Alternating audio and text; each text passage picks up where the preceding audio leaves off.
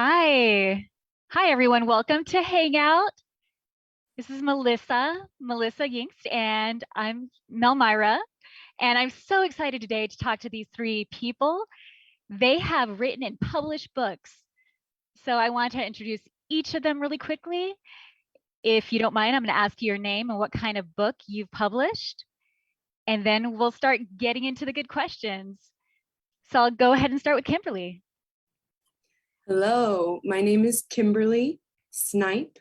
My name sign is K by the hair with my curly hair. I live here in Virginia.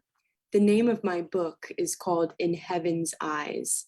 It hasn't yet been published. I'm still working on edits with my editor, but I'm hoping it'll be out by the springtime. Fingers crossed. Wow, that is so exciting. What kind of book is it? It's actually a book about my personal life that I've opened up about my journey, the struggles I faced, and I really couldn't have helped it without God being present in my life. So people had come to me about writing a book before, but now I'm getting to it. Oh, I'm looking forward to reading it. Next, we have Amanda. Hello, my name is Amanda. My book is called Ready to Be Heard. It's about my journey starting my life hard of hearing, and I didn't have any access to the deaf community or to American Sign Language or to deaf people. And that journey of accepting my identity as a person who's deaf, learning sign language, joining the deaf culture, and that happened as a grown person. So all of the struggles that I had to go through, I wanted to show that perspective of what it's like to be a late deafened adult. So that's my book.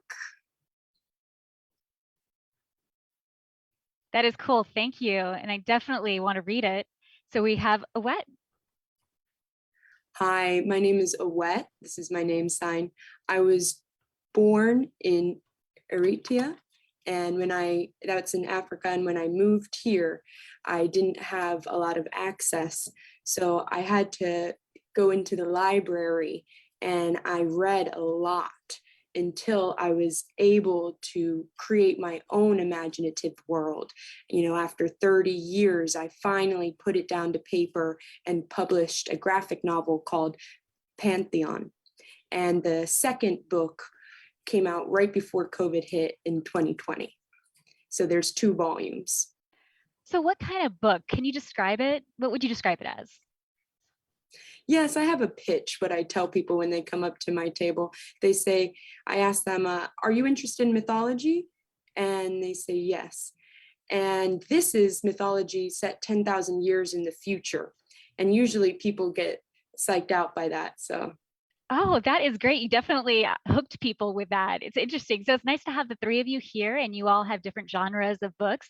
You have your personal journey. Yours is related to God, and you have your journey with hearing loss. And what yours is more creative and it's sci-fi kind of. So that's cool. I have to admit, a secret of mine is that I have always wanted to write a book and I would love to do it someday. But the idea of actually writing a book and publishing it does make me feel like it's not too easy to do. So I'm a little bit uncertain about that. But hopefully, good. you guys change my mind once I ask you all the questions. So I'm just wanting to know, I'm curious about the process of publishing a book. What is it like? You come up with an idea, and then can you tell me what the process was, if you don't mind? And who wants to start? I don't mind to go first. We can rock, paper, scissors for it. Okay, what? Yes, I met many people who have been very intelligent throughout my journey, and I joined a group that was a book club for the deaf. And I realized as we were reading other books that we needed to write our own books and have more deaf literature. So we created a group for deaf writers, and that really helped me proceed through the process and to learn from one another. And that was for 10 years. And that's how I got introduced to publishing and was able to make that happen. Yeah, and what about the both of you, Kimberly or Amanda? Amanda, do you want to go? Amanda, do you want to share some of your experiences? Sure. For me, I know I had kept looking and I hadn't seen anything in the mainstream society that I felt like I really connected with. And after I started hanging out with more people who were deaf and learning about deaf culture and finding my identity, I realized that my story, I felt really alone growing up, losing my hearing, and I realized that it's actually not that unique. It happens to many people. So I wanted to make sure that children, as they're growing up, and adults right now who are struggling with hearing loss and they feel alone, that they have access to something that tells them otherwise, that no, you're not alone. That's so That, important. right, your story is important, you're important. And to give access to people who are growing up like me, who had maybe been told that deafness is a bad thing. And no, it's not. I want to show that deafness is amazing. It's a beautiful culture and language and people. And I really had fallen in love with my own identity and with my people. So I wanted to share that love with everyone. Yeah. So, Kimberly, do you want to add something before I start asking the next question? Really, I never had thought about writing a book. Just like you, Melissa, I was terrified of the thought of writing a book. People had come up to me and said, "You have an amazing story, and you don't know if you write it, you could touch other people's lives and they could find it relatable. So don't keep it locked up, share it with others. You could inspire them, you can motivate others. Anything could happen." So I usually am very reserved. People know that my husband is famous, but I'm kind of more Mhm. behind the scenes and Oh, private. we know all about you. Right? And then after time, I thought, I had been asked as a guest speaker, and they said, "You should really write a book." So then finally, I gave up and I went ahead with it. It takes a lot of work. You have to research about publishers, how to start, what do you even say in your book. And for me, thinking about what I wanted to show in my book, what would I like to share in my book. I'm a very private person typically, so I don't usually share everything. And what audience do I want to write to children or to an adult book? And it's kind of deceiving. My book on the cover looks like a children's, but it's really my childhood memories. So don't let the cover fool you. It's really, thank you. But I am looking forward to seeing people and when they read it, what their reaction is. So I'm looking forward to the end result. That is cool. And there's one thing I wanted to ask Amanda or what was it like to see the community's response to your book? I mean, what was that like? Did you feel like, oh, did you feel really good? Or were there some trepidation? Because I know the deaf community can be really honest. So I was just wondering what your experience was like. Yeah, I really showed everything that I am to people in this book. It's awkward sometimes when I meet people and they've already read my book and they already know so much about me immediately. And I'm like, oh, how did you know that? Oh, right. Yeah, you must have read the book. It's strange. Everyone has different ideas and different perspectives. So it's interesting to see, for some people, my book is a challenge, and it's challenged their idea of what it means to be a person who's deaf.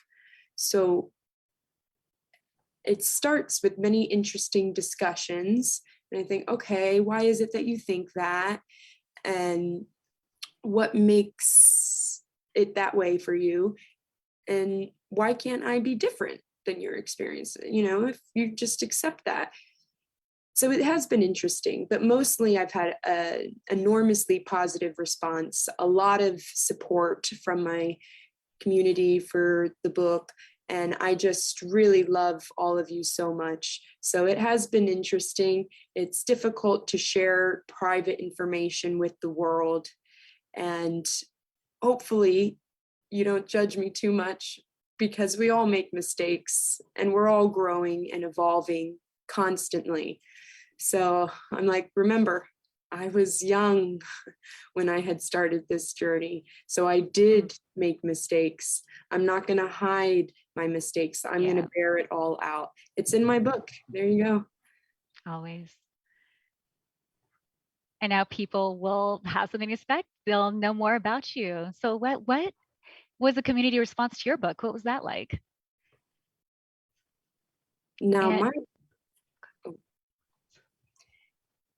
Now my book is not actually about any content that is deaf. There was a bit of confusion about if it was deaf centric or not. Or one story I will tell you about, one of the responses I got from the community, is one person who had bought my book at a conference came back the next year to the same conference and said, hey, you should do this and this and this, and had given me advice about how I should write my next volume. And I did hear them out, and I explained why those things would not happen. And the person had accepted it and walked away. The interpreter came up to me and said, how dare they tell you how to write? And I said, oh, no. They were deaf. You know, when a person who's deaf gets to come and talk to their favorite author, now I'm assuming I'm their favorite author, but, you know, finally, if a person who's deaf gets to talk to an author who's deaf, they want to tell all their opinions. And that's it's right. good It's to true. listen to the audience. Yeah, definitely. Definitely. So how do you find an editor and how do you find a publisher, and which comes first? What's the first step?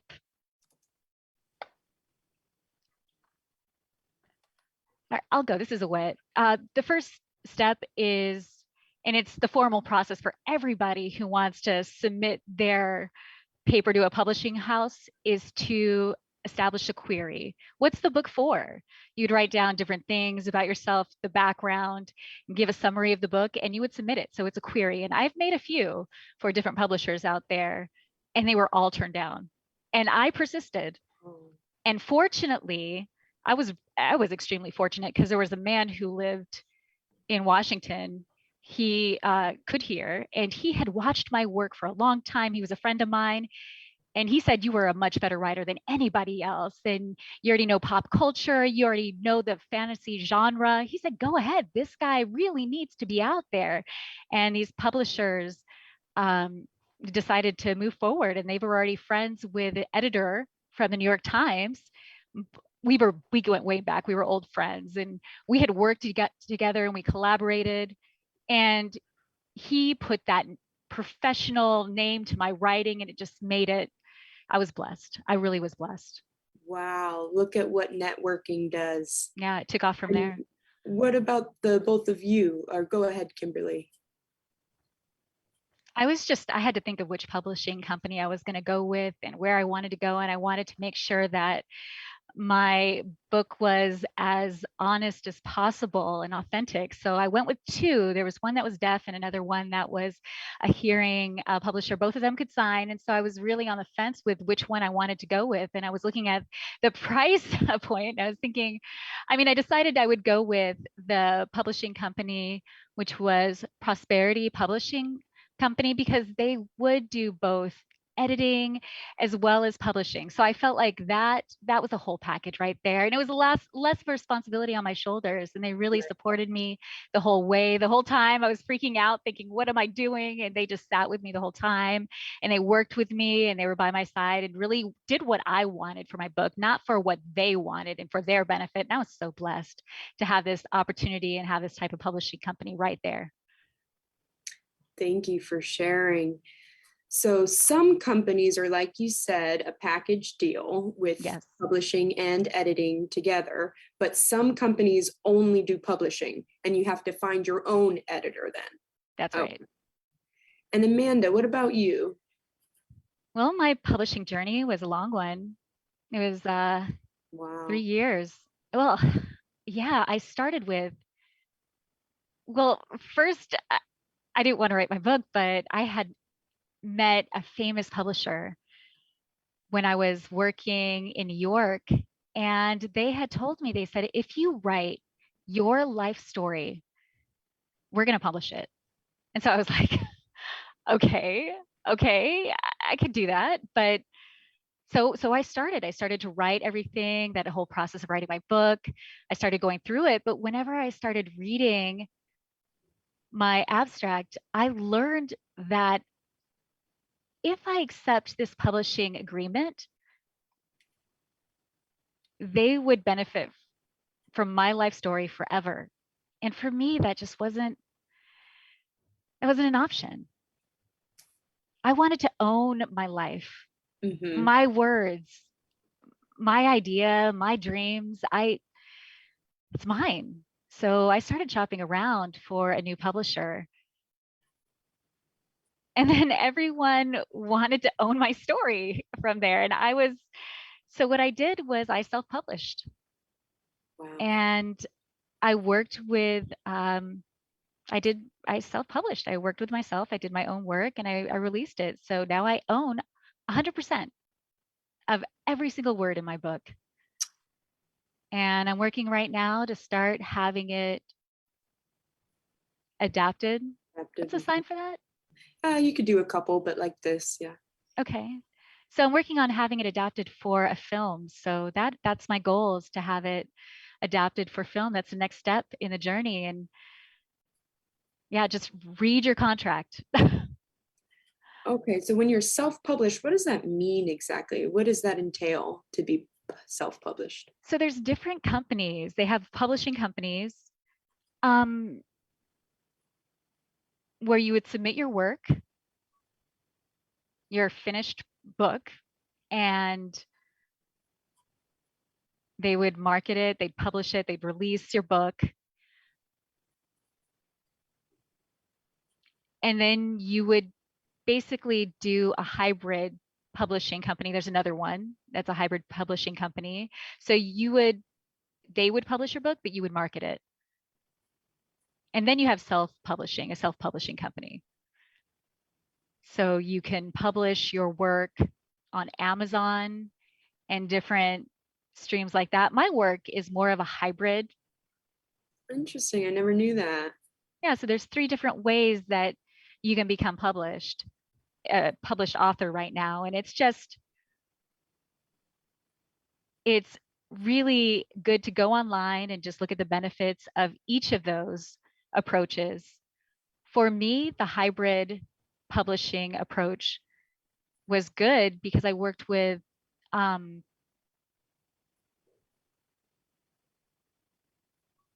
a publisher. So I spent time with a publisher and I didn't have to pay for my book to be published, but I own it Huh. because I sold enough books to make it worth their time. Great. So it's worth their investment. So with self-publishing, you're going to have to pay for your own book and get that distributed. Huh. I did have a question about finances, so we could go ahead and jump to that now since you mentioned it. So you have to put forth money to have it published in the first place? You have to put money down? Or is there no down payment? Or how does that work, if you don't mind sharing? It depends on who or what option you're going to go with as far as the publishing approach. There's a traditional publishing approach which is no, they'll go ahead and pay for it. But there's going to be a lot of years of communication, negotiations, of making them believe in your book before you'll actually be accepted to be published. So let's say I wanted to release my story and I wanted to release it faster, I could try the hybrid approach or the self-publishing approach. So there's 2 different options for that. And normally hybrid, it does cost a little. And self-publishing, you do have to pay a little bit more for your initial investment. And Kimberly and Awet, do you have any other comments? Yeah, we talked about which publishing company I was going to go with and if there's an investment. Yes, there is a money that a front end investment, nothing's free, but the team work together, and I do well working with a team. I don't do well working by myself. I like people Yes. encouraging me as I go. So it's really important. There's many people out there who don't read the contract. Reading the contract is essential because once you sign that contract, you're done. It's going to be too late to do anything. So read between the lines, know what you're getting yourself into, what the pay is, what the profit's going to be. Make sure all of that is clear because that book is going to be your name, your reputation. It's going to be all the way out there. And you don't want anyone stealing that because you worked hard. This is your life story or whatever the book's about. This is your reputation. So do your research before you sign that contract and think about what fits your budget and what your goals are and your aspirations, and then go for it. Yes, and the reason why I had mentioned that I was lucky to get published is because in the publishing business, you don't really make money. They want the best quality books out there. They don't like what's already out there and available. And so whenever I had gotten good responses, I wanted to make sure that I profit the most from the contract.